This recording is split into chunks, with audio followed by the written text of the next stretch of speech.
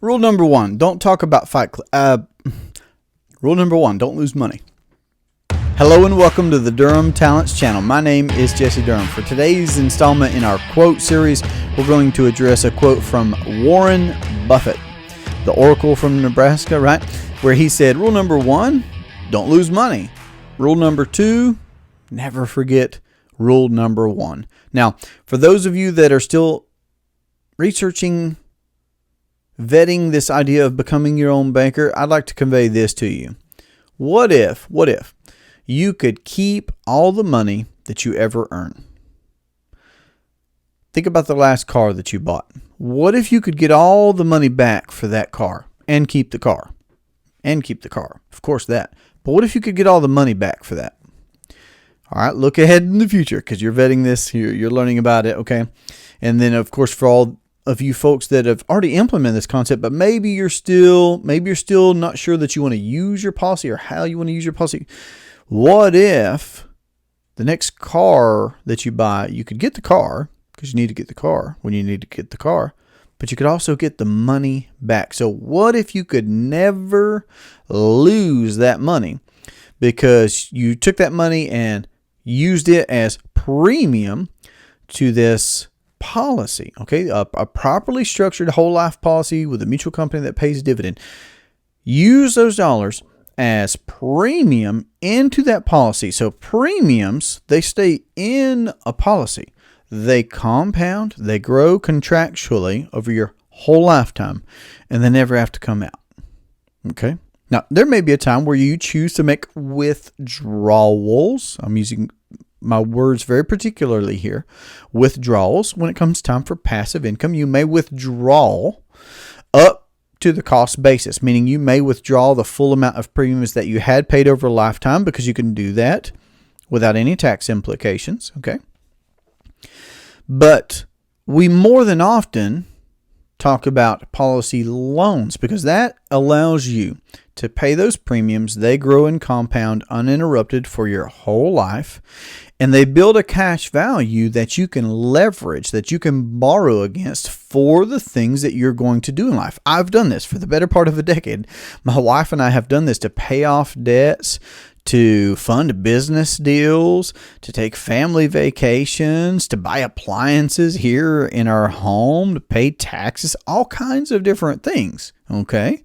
Because our premiums have been growing for us. Again, every dollar that we've paid in premiums in our policies, our system of policies, those dollars are still growing for us. They're still compounding for us. And yet they've created this cash value that we can leverage and borrow against and do the things that we're going to do in life anyway. So we're obeying rule number one by not losing that money. It's not exposed to market volatility. It is hedging against inflation for us. And then there are other protections, and we maintain access, we maintain control. This is easy to manage, okay? So there are so many benefits in this journey of becoming your own banker when you understand what it means to have this privatized banking system where you do not have to lose money, and yet you still have guaranteed access to compounding pools of capital, okay, for the things that you are going to do in your life. So the principle, it's protected, it's reserved, it's growing, it's compounding. In fact, even recognizing this quote from Warren Buffett, which I love, rule number one, never lose money. Think about this. Nash, when he addressed human problems in his book, Becoming Your Own Banker, he addressed things like the Willie Sutton law, Parkinson's law, and others. The golden rule is the one that I connect perhaps the strongest to this quote from Warren Buffett. The golden rule says that he who has the gold makes the rule. See, how much more of a powerful position could you be in if you had all the money that you'd earned over the past 10 years? What type of a change would that dictate or at least make possible? Okay, you'd still have to account for those human problems. But what would that mean for your potential future? If you still had kept all the money that you'd earned over the past 10 years, just for example, okay? So I love it. Rule number one, don't lose money. Rule number two, Never forget rule number 1. And I can appreciate that too, because becoming your own banker, it's a paradigm shift. It is a lifestyle that we have assumed back from 2015 when I first read the book, Becoming Your Own Banker. And I had this light bulb, this aha moment where I saw control, where I saw independence and autonomy, where I saw guarantees, okay, for me to be able to do that, for me to be able to become my own banker. And not put my money like I'd been told to for years and years with these retirement plans and these government qualified programs and all these different things that we'd conventionally been told to do, where we did lose money. We were putting ourselves at risk. Our futures, our passive income years, our retirement years, the legacy that we wanted to leave behind for our children and our children's children. I do believe that a good man leaves an inheritance to his children's children. And yet we were putting our money where we were told to. We were doing all the conventional things. We had the 401ks. We were doing all these things. We were putting our money at risk in places where it was locked up for the next 10, 20, 30, 40 years, where we didn't know anything about what was going to happen.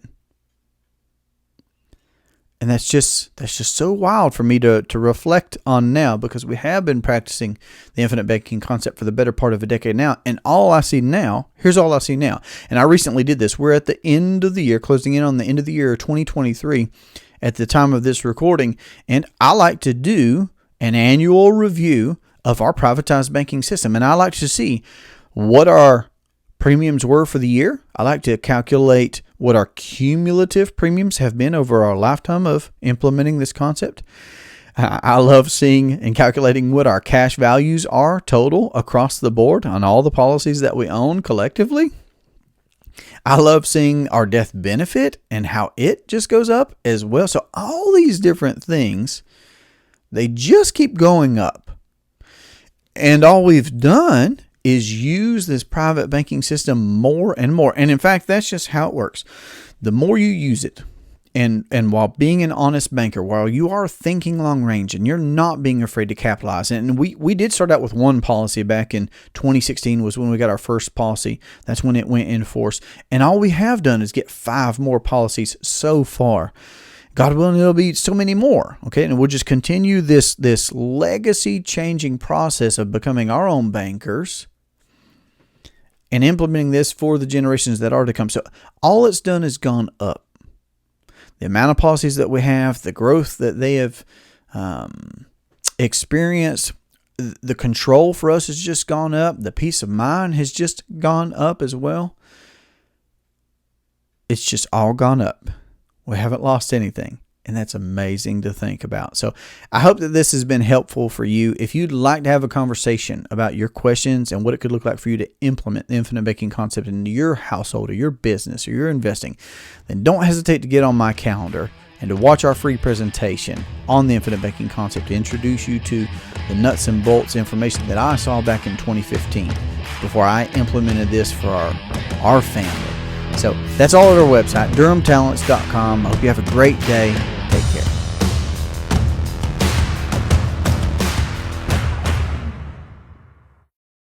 Rule number 1, don't talk about FICA. Rule number 1, don't lose money. Booyah. I said it. Booyah.